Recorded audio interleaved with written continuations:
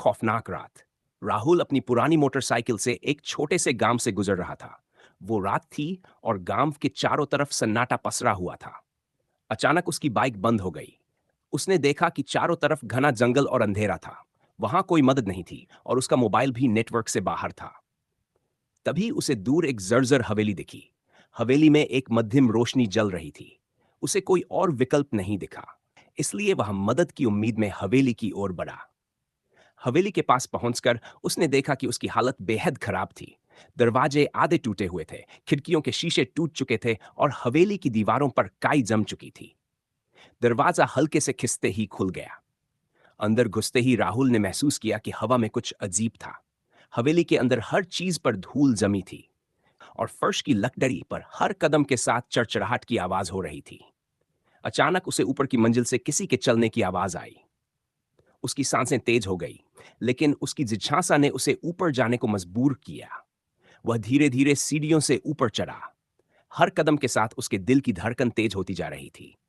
जैसे ही वह ऊपर पहुंचा, उसने देखा कि एक कमरा आधा खुला था।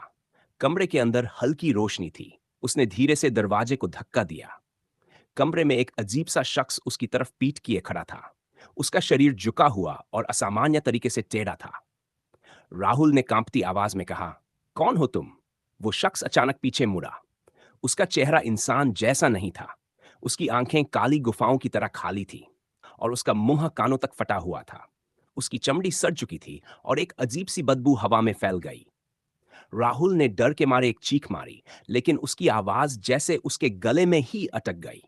तभी वो आकृति हवा में उड़ती हुई राहुल की तरफ लपकी। राहुल भागने की कोशिश कर रहा था, लेकिन उसके पैर जैसे जमीन में धंसे जा रहे थे। वो महसूस कर सकता था कि वो जीव उसके बिल्कुल करीब आ चुका है।